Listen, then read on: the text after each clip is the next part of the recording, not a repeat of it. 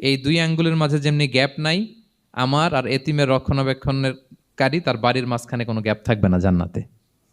Will be neighbour in paradise. জান্নাতে এরকম আমরা কাছাকাছি থাকবো। আল্লাহু আকবার পড়েন।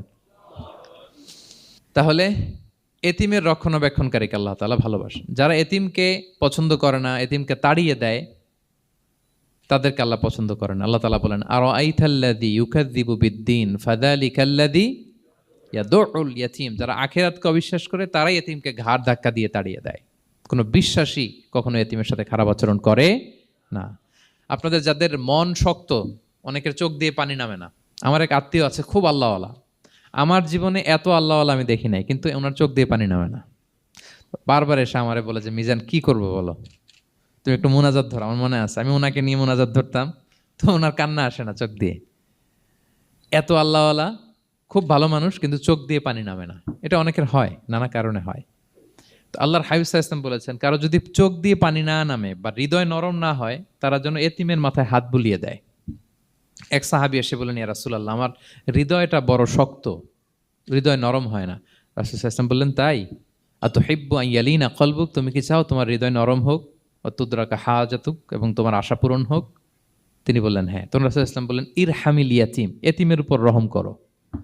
ওয়ামসা আলা রাসি, এতিমের মাথায় হাত বুলিয়ে দাও।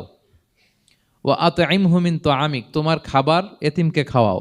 তালিনু কলবুক, তোমার অন্তর নরম হবে। তুদরাকা হাজাতুক, তোমার ইচ্ছা পূরণ হবে। তাহলে হৃদয় যদি শক্ত থাকে, কার মাথায় হাত বুলাবেন?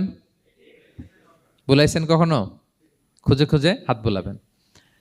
বাংলাদেশে তো অনেক অরফেনেজ আছে, অনাথ আশ্রম, ওখানে যাবেন। সুযোগ হলে একদিন যে একটু লাঞ্চ করলেন ওদের সাথে বসে, ডিনার করলেন, একসাথে খেলেন, ওদের মাথায় হাত বুলিয়ে দিলেন, সাধ্যমতো কিছু উপহার হাতে তুলে দিলেন, আপনার ইচ্ছা পূরণ হবে আর আপনার হৃদয় নরম হবে ইনশাআল্লাহ। আর এতিমকে আদর করা মানে নবী সাল্লাল্লাহু আলাইহি ইসলামের প্রতি ভালোবাসা দেখানো। কারণ আমার নবী এতিম হয়ে বড় হয়েছেন। এতিমের প্রতি ভালোবাসা প্রকারান্তরে নবী সাল্লাল্লাহু আলাইহি ইসলামের প্রতি ভালোবাসা দেখানো হয়, কারণ আমার নবী এতিম হয়ে বড় হয়েছেন। সুবহানাল্লাহ। কিন্তু তার বিপরীতে আমরা সমাজে কি দেখি? এতিমের মাথায় হাত বুলানো তো দূরের কথা, এতিমের সম্পদও খেয়ে ফেলে অনেকে। হ্যাঁ, এরকম আছে না? এতিমের সম্পদ দেদারসে গিলতেছে। কি যে আমাদের চিন্তাধারা! দেখবেন যে লোকটা এতিমের সম্পদ গিলে, ওরা রোজা অবস্থায় এক ঢোক পানি গিলাতে পারবেন কিনা দেখেন। যে বলেন একটু পানি খান তো, যে খাবে না কেন? হারাম।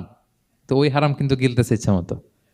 রোজা অবস্থায় এক ফোঁটা আপনি পানি গিলাতে পারবেন না এরে, কেন?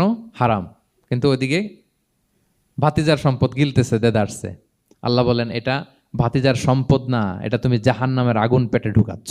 ইন্নাল্লাযীনা ইয়াকুলুনা আমওয়ালাল ইয়াতামা যুলমান ইন্নামা ইয়াকুলুনা ফি বুতুনিহিম নারা ওয়া সায়াসলাউনা সাঈরা। যারা এতিমের সম্পদ খায়, এটা সম্পদ না, এটা জাহান্নামের আগুন তুমি পেটে ঢুকাচ্ছ।